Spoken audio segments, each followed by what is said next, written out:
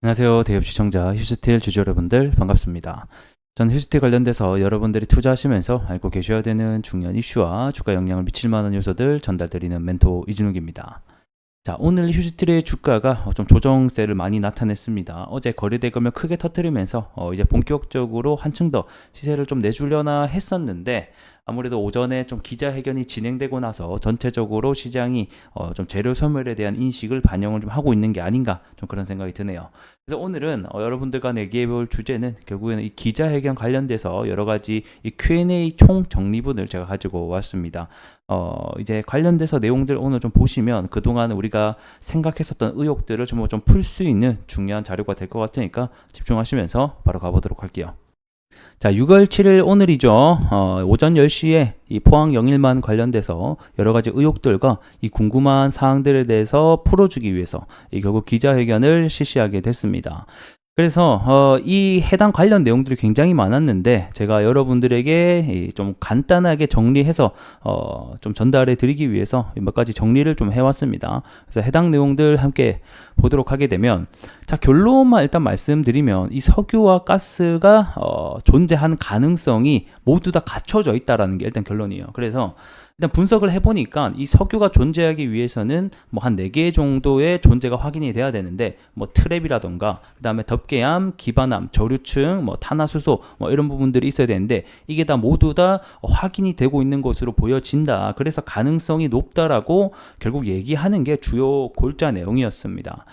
자, 그리고 이제 질문을 했던 내용 중에 이번 석유가 발견될 가능성이 20% 정도라고 했는데 높은 건가? 라는 질문이 있었습니다. 요거는 제가 앞전에도 말씀을 드렸는데, 일반적으로 이 석유가 발견될 확률이 뭐 10%에서 뭐 한 15% 뭐 요 정도 된다라고 해요. 그래서 20% 정도가 이 동해에서 가능성으로 점쳐졌다라는 것은 굉장히 그래도 좀 확률이 괜찮은 편에 속한다라고 또 제가 설명을 드린 바가 있는데, 일단 답변은 이렇습니다.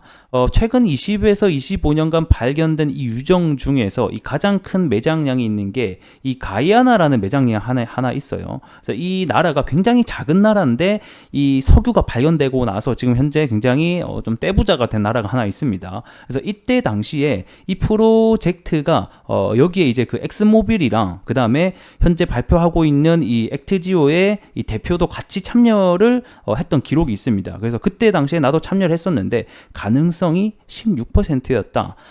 근데 이거를 조사를 해보니까 그때 당시 발견했었던 이 가이아나의 매장량 그 트랩 구조, 지질 구조와 그 다음에 이 동해에서 발견된 트랩 자체가 굉장히 유사하다. 그래서 그만큼 석유와 가스에 대한 가능성이 높다라고 얘기하기 했습니다. 자, 그리고 또 이어서 보게 되면, 자, 이 동해 석유의 가능성을 높게 한 평가한 이유 뭐냐 이렇게 놓고 봤을 때 본인들이 20% 성공 가능성이라고 했는데, 이 말인 즉슨 80%에 대한 실패 가능성이 있다. 여기서 어느 정도 실패 가능성에 대한 부분도 같이 얘기를 했었죠. 요게 이제 말이 나오게 되면서 주가가 갑자기 급락을 빡 하는 또 이런 일이 있었는데, 뭐 어쨌든 간에 그래서 자, 만약 이게 유망 구조가 1개에서 2개 정도가 나타났다고 하면 자기네들 시초까지 안 갔을 거다. 여기서 말하는 유망 구조라는 게 뭐냐면, 일단 석유와 가스가 자원이 있을 것으로 예상되는 지층 구조를 얘기를 하게 됩니다. 그래서 얘네들이 이제 시출을 하기 전에 뭐 지진파라든가 다양한 이런 것들을 보내가지고 그 양상을 관찰해서 지층 모양을 짐작을 하게 되는데, 이때의 그 지층 모양이 뭐 석유나 자원을 품고 있을 것 같다라는 가능성이 있게 되면 이거를 이제 유망 구조가 있다라고 지역을 치게 됩니다. 그래서 이게 뭐 1개, 2개 정도의 유망 구조가 있었다라면 사실 시추까지 안 갔을 거다. 근데 현재 7개의 유망 구조가 도출됐다. 이 말인즉슨 현재 성공률이 20%잖아요. 자, 그럼 이 말이 뭐예요? 5개 중에 1개는 나올 가능성이 높다라고 판단을 한 거예요. 근데 현재 7개가 발견이 됐으니까 여기에서 1개 정도 나오지 않겠냐 그래도. 그렇기 때문에 결국 시출을 해보는 거다라고 또 얘기를 했습니다. 자, 그리고 정말 많은 의혹들 중에 하나가 바로 이 액트지오 회사죠. 왜 수많은 업체들을 놔두고 이런 작은 소기업 액트지오를 선별을 했는가에 대한 답변이었는데, 자, 결국에는 자기네들은 경쟁업체를 했다. 그러니까 4개의 입찰 경쟁을 붙였는데 그 사이에서 이 액트지오 측이 이 기술적인 측면과 가격적인 측면에서 우수했기 때문에 우리 그냥 액트지오 뽑은 거다 라고 또 얘기를 하고 있습니다. 자, 그리고 이제 나머지는 대부분 이 액트지오에 대한 의혹들을 굉장히 많이 제시를 하게 됐는데, 일단은 그 회사 주소를 켜보니까 여기에 이제 가정집이 나왔었잖아요. 그래서 이게 가정집인데 맞냐, 이게 과연? 맞다. 그 사실 우리 집이다. 그래서 이게 뭐냐, 그래서 왜 이렇게 된 거냐 하니까, 지금 현재 이 석유의 생태계가 대부분 사실 인력 감축을 하고 있는 상황이다. 그 말인즉슨 실제로 이 매장되어 있는 석유가 이제는 거의 발견되기가 쉽지 않다 보니까 이 석유 회사들이 전반적인 이 산업 구조상 점점점 내려가고 있는 추세라는 거죠. 그렇기 때문에 특히 이런 우리 같이 이렇게 분석을 해주는 업체들은 더더욱 소기업으로 일하는 곳이 많다라는 게 이쪽의 답변이었습니다. 하지만 우리는 여전히 외부 전문가들이 각국에 존재하기 때문에 믿어달라, 뭐 약간 이런 식의 뉘앙스가 나왔었죠.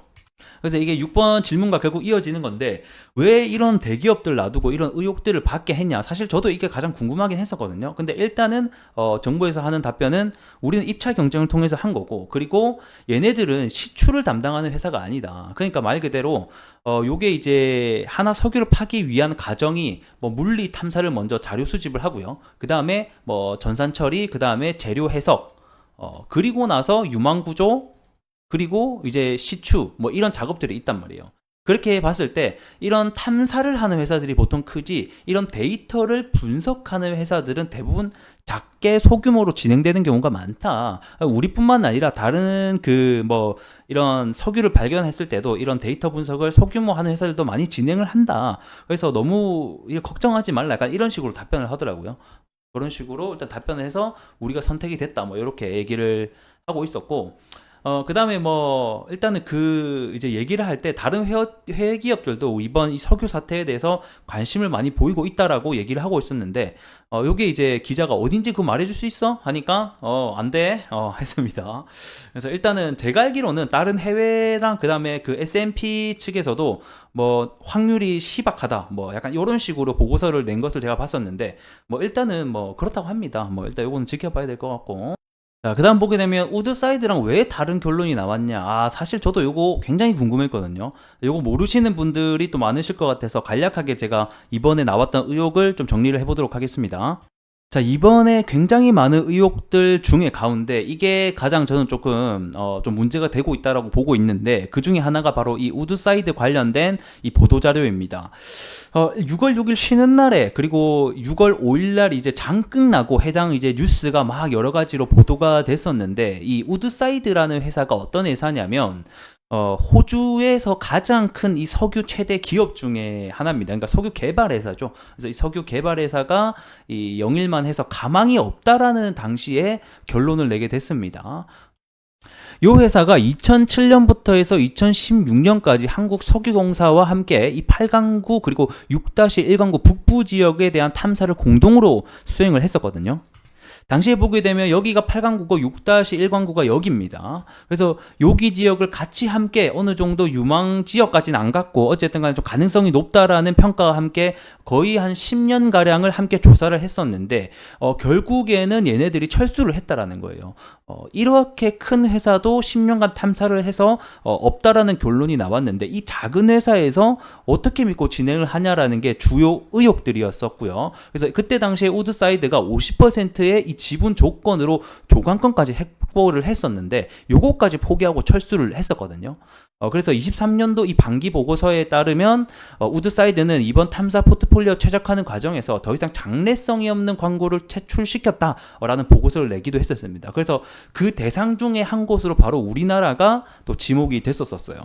그래서 이 의혹에 대한 이 정부의 답변이 있었는데, 첫 번째 중에 하나가 이 우드사이드가 함께 탐사한 지역은 6-1강구 북부 지역과 8강구 지역이라는 거예요. 근데 이번에 나온 유망 구조 같은 경우에는 이 6-1강구 이 중부와 남부 지역의 위주로 탐색을 했었고, 그 다음에 이 위에 있던 자료와 합쳐서 나게 된 결론이다. 그러니까 우드사이드가 빠지고 나서 추가된 자료를 검토를 해서 나온 결과다라고 첫 번째 답변을 했었고, 그래서 우드사이드가 왜 빠졌냐, 여기에 대해서는 뭐 일단 정부는 그렇게 얘기를 합니다. 이번에 그 22년도 6월 달에 이 호주의 자원 개발과 그 다음에 이 우드사이드가 합병을 하는 사태가 벌어졌었어요. 근데 그때 당시에 아무래도 이 경영권이 전반적으로 바뀌다 보니까 얘네들의 포트폴리오 입장에서는 이런 리스크가 높은 사업은 좀 정리를 해야 된다라고 판단을 한 건지 뭔진 몰라도 결국에는 그런 경영권 조정 때문에 우리나라가 이번 그 사태에 대해서 퇴출이 됐었다. 뭐 이렇게 얘기를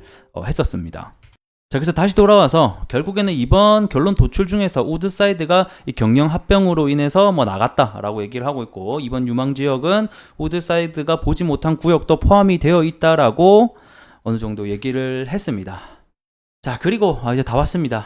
자, 이 복수의 전문기관에다가 데이터를 맡기면 되지 않냐, 왜 이거 안 맡겼냐 하니까, 이 기밀 유지라는 것 때문에 사실 이것저것에다 맡기면 데이터가 새어나가고, 그리고 뭐 다른 회사도 이거를 막 여러 곳에 맡기는 곳은 못 봤다. 대부분 한 곳을 선정을 해서 같이 협업을 하는 게 일반적인 통상 관례다. 뭐 약간 이런 식으로 얘기를 했습니다.